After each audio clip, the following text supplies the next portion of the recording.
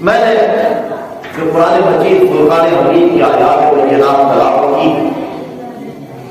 یہ 25واں پارہ ہے، سورۃ طوفان کی ابتدا ہے۔